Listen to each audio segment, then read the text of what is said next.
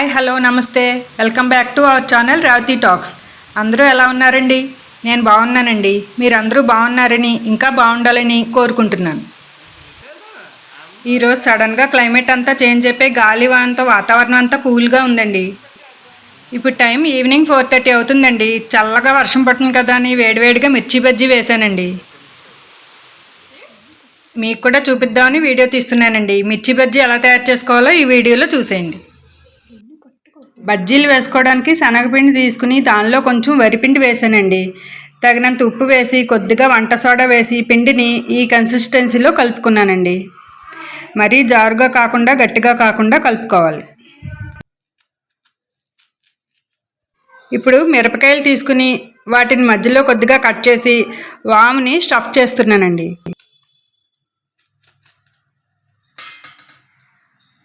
వాముని తీసుకుని dry roast చేసి powder చేశాక దానిలో కొద్దిగా ఉప్పు కలిపి మిర్చిలో పెట్టుకుంటే టేస్ట్ బాగుంటుందండి. వాము ఆరోగ్యానికి చాలా మంచిదండి. వాముని డైలీ మన డైట్లో తీసుకోవడం వల్ల డైజెషన్ బాగుంటుంది. వాముని కొద్దిగా గోరువెచ్చని నీళ్ళల్లో వేసుకుని తాగుతూ ఉంటే దగ్గు, జలుబు, ఆస్తమా వంటి శ్వాసకోశ సమస్యలు తగ్గుతాయండి. వాము పొడిని అన్నంలో కలుపుకుని కూడా తినచ్చండి. కీళ్ళ నొప్పులు, వాపులు ఉంటే తగ్గుతాయి. గ్యాస్, ఎసిడిటీ ప్రాబ్లమ్స్ కూడా తగ్గుతాయండి. ఇంకా వాము తినడం వల్ల బ్లడ్ షుగర్ కూడా కంట్రోల్ అవుతుందండి.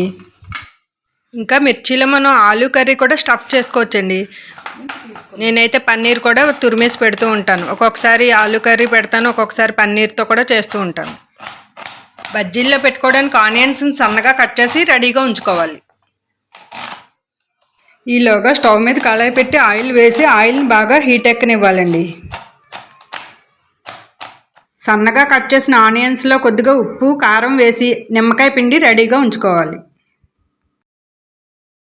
ఆయిల్ బాగా హీట్ ఎక్కిందండి. బజ్జీలు వేసేస్తున్నాను. డీప్ ఫ్రైడ్ ఐటమ్స్ చేస్తున్నప్పుడు ఆయిల్ బాగా హీట్ ఎక్కిన తర్వాతనే వేసుకోవాలి. అప్పుడే ఆయిల్ తక్కువగా అబ్జర్వ్ చేసుకుని ఈవెన్గా ఫ్రై అవుతాయి. బజ్జీలు వేసేసుకున్నాక స్టవ్ మీడియం ఫ్లేమ్లో పెట్టుకుని బజ్జీలు గోల్డెన్ బ్రౌన్ వచ్చేదాకా వేయించుకోవాలి. నేను ఇంకా అరటికాయ బజ్జీ, ఆలూ బజ్జీ వేస్తుంటాను, వంకాయ బజ్జీ, టమాటా బజ్జీలు వేస్తుంటాను, ఆనియన్ పకోడీ, కాజు పకోడీ కూడా చేస్తుంటాను. చాటు, పావు బజ్జీ ఇలా ఏదన్నా ఇంట్లో ప్రిపేర్ చేయడానికి ఎక్కువ ప్రిఫరెన్స్ ఇస్తానండి. ఒకసారి మరిగించిన ఆయిల్ని పదే పదే మరిగించి వాడకూడదు అంటారు. కాబట్టి అప్పటికి కావలసినంత ఆయిల్ వేసుకుంటే సరిపోతుంది. మిగిలిన ఆయిల్ని కర్రీస్లో యూజ్ చేసుకోవచ్చు. చూసారుగా బజ్జీలు వేగిపోయినాయి. ప్లేట్లో తీసేసుకుందాం. బజ్జీలు కొద్దిగా చల్లారాక మధ్యలో కట్ చేసి ముందుగా తయారు చేసి పెట్టుకున్న ఆనియన్ని స్టఫ్ చేసుకోవాలి.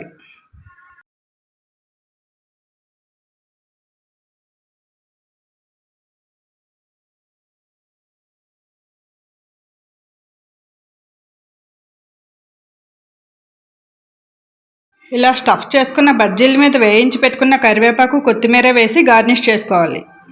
అంతే, వేడివేడి మిర్చి బజ్జీ రెడీ టు ఈట్. మీకు కూడా మిర్చి బజ్జీ అంటే ఇష్టమైతే నాకు కామెంట్ సెక్షన్లో షేర్ చేయండి.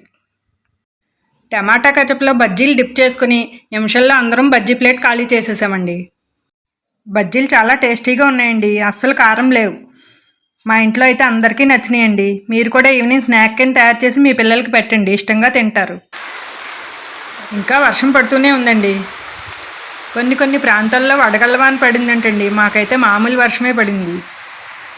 నేనైతే వడగళ్ళ వాన నా చిన్నతనంలో ఎప్పుడో చూశానండి. ఈ మధ్యకాలంలో ఎప్పుడూ చూడలేదు. మా పిల్లలు కూడా వడగళ్ళు ఎలా పడతాయి, ఎలా ఉంటాయని ఎప్పుడూ అడుగుతూ ఉంటారండి. ఇటువంటి గాలి వానలప్పుడు కరెంట్ వైర్స్ తెగిపడుతూ ఉంటాయి, లేదంటే వేళ్లాడుతూ ఉంటాయి. బయటికి వెళ్ళాల్సి వచ్చినప్పుడు పిల్లలు, పెద్దవాళ్ళు వాటిని గమనించి వెళ్తూ ఉండాలి. ఉరుములు, మెరుపులప్పుడు చెట్ల కిందకు అస్సలు వెళ్ళకూడదని పిల్లలకు చెబుతూ ఉండాలండి. ఈ అకాల వర్షాల వలన ధాన్యం అంతా తడిచిపోవడం, చెట్లకు కాసిన పళ్ళు, కాయలు రాలిపోవడం ఇదంతా పొల్యూషన్ కారణమేనండి. అందరం ఒక మొక్కైనా నాటి మొక్కలను, చెట్లను పెంచుతూ ఉండాలి.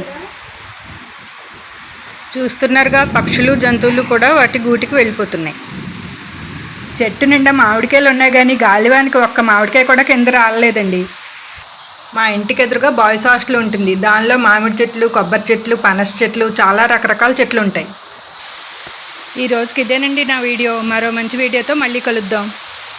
మా వీడియో కనుక మీకు నచ్చినట్టయితే లైక్ చేయండి, షేర్ చేయండి, సబ్స్క్రైబ్ చేయండి. That's it for today friends. See you all in other video. Till then take care. Bye bye.